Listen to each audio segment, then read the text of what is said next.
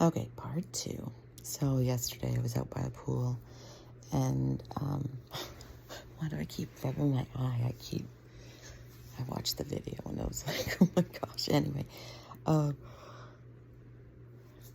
phone was in the sun, so it just shut off. But I was just really getting into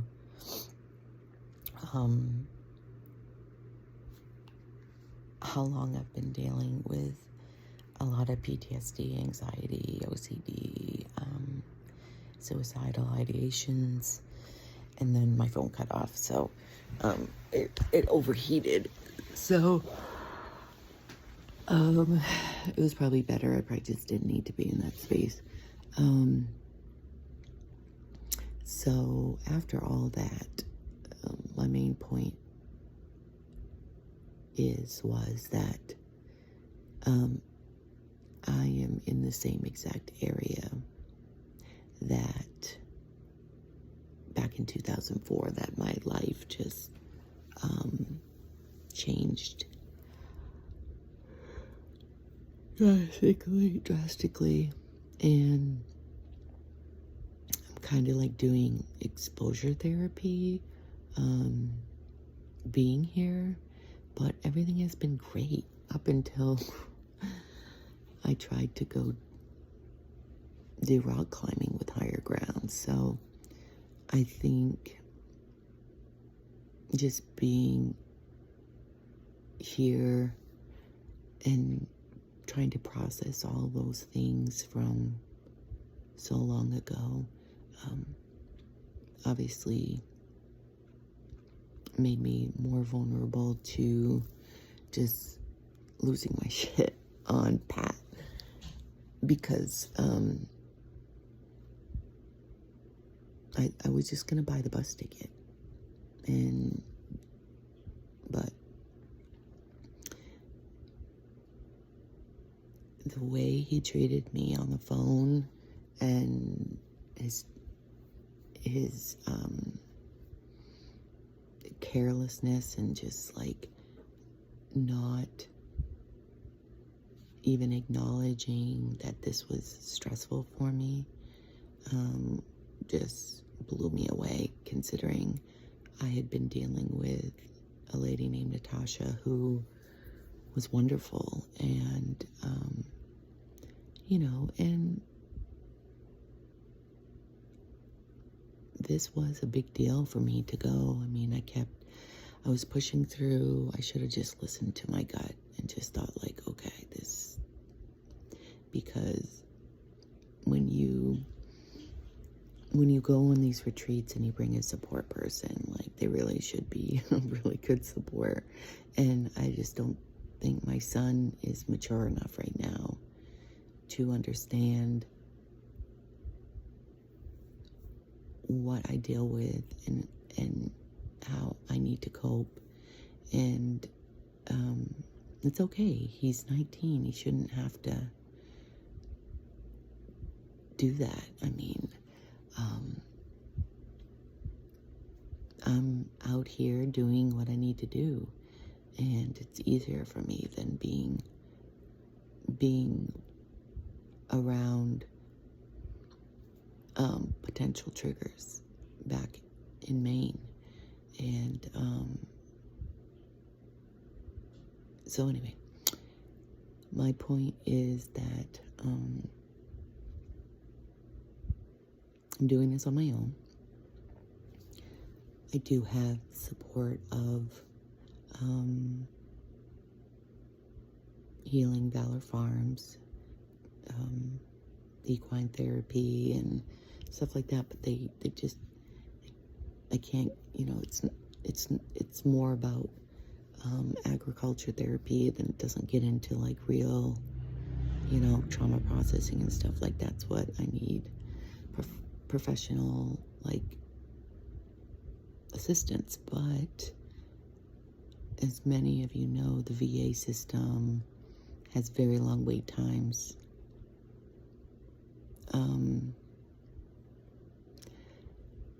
I did a short treatment program in January.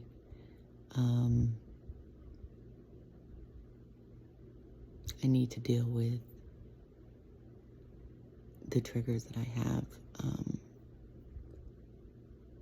from men, because part of the reason why I never reported my MST was because I knew I was in that system. I was still in the military.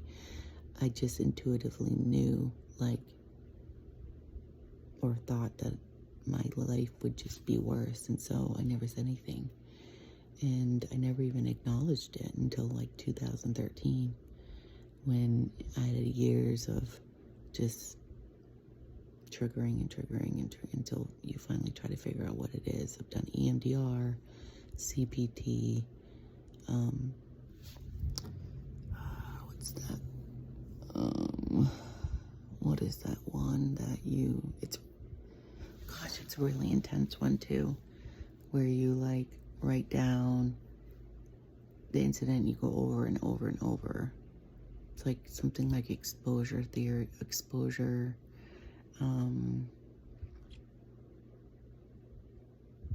why can't I remember it? It's gonna drive me crazy till I remember it. But anyway, so it gets you to habituate. The more you think and talk about it, and then have ways to calm your anxiety, the less reactive you'll be to those situations. Is it just exposure therapy? I think it might just be exposure. So I guess I've kind of just been doing that on my own, which is probably not smart. But I mean, things have been good. Like, I went to Denver, put myself around men. There was only one other female there. No issues. Because there was very good boundaries and very, a good process, and he didn't just cancel me if I got upset. Like, I don't even think I got upset once there. I dealt with altitude sickness, migraines, all those things, and I was still able to accomplish the training. So I know I can do it. I know I can do it if I am treated fairly and respectfully and listened to. That just wasn't the case with Pat Gallagher, Gallagher from Higher Ground. He treated me like a piece of shit. Like, I wasn't worth a voicemail to explain. I wasn't worth any compassion, any empathy, and I'll tell you, that is exactly what triggered me. And then the rest of the organization left me hanging. Didn't get a phone call, whatever. So, talked to another veteran who had gone to Higher Ground, and she convinced me to go, not to let him ruin it for me, but he did ruin it for me. Ultimately, he canceled my ticket, and I found out while I was trying to check in. So, and you know, they seem to be a really good organization. I know people who have had really good experiences with them.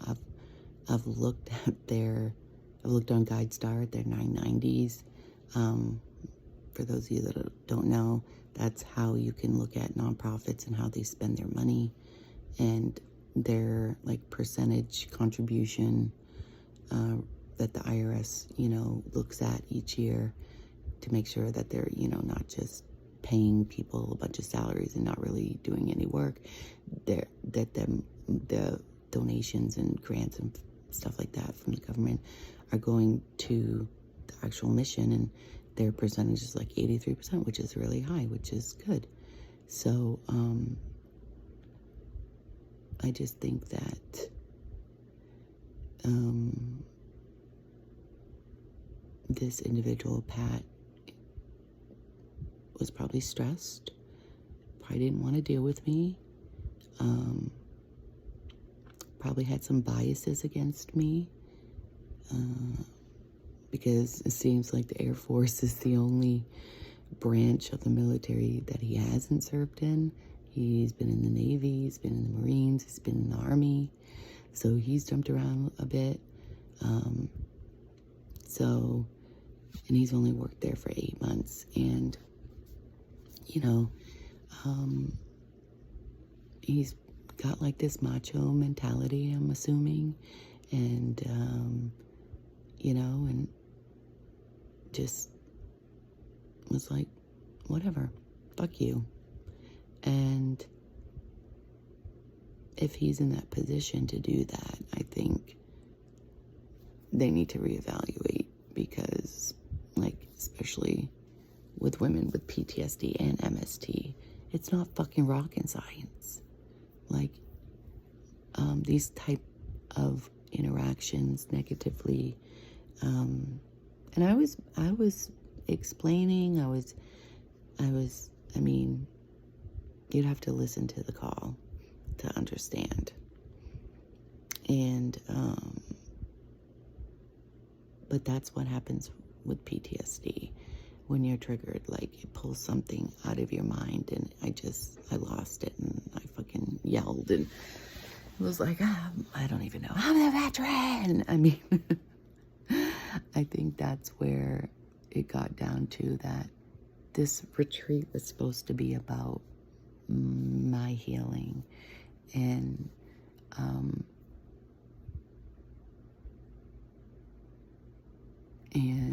I'm the veteran. And for him to use the excuse that he checked with my son and he said it was fine, the travel arrangements,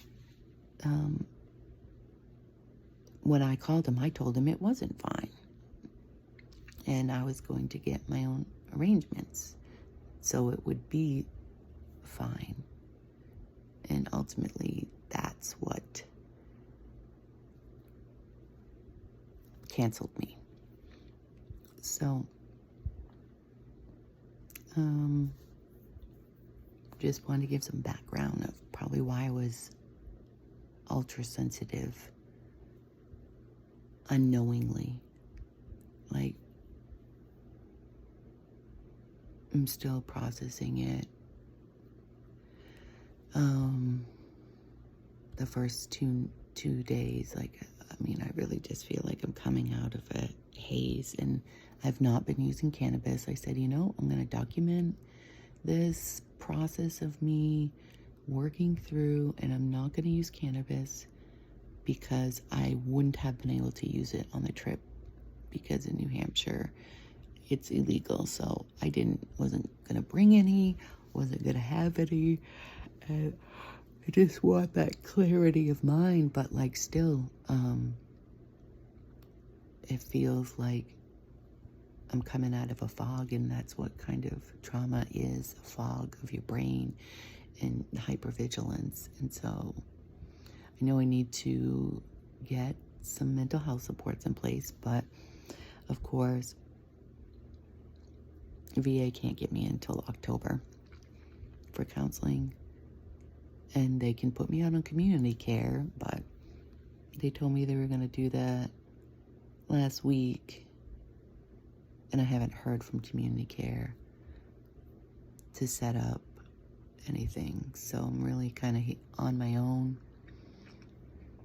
I do have a support line I can call if I need it, but I'm really trying to work through and battle these negative thoughts and get out of my emotional mind. So I've been taking really good care of myself, talking to myself a lot, and just trying to get through to higher ground that it's not okay what Pat did, and I would like to know how they are addressing it, and I'd like an apology. It took a lot for me to plan for this. I rearranged a lot. I had to, I plan ahead my trips a lot. Like, I'm always planning. So it's taken a lot out of me mentally and emotionally and financially for this free trip that never happened. So I guess that's it for now, till I come up with something else to reflect on.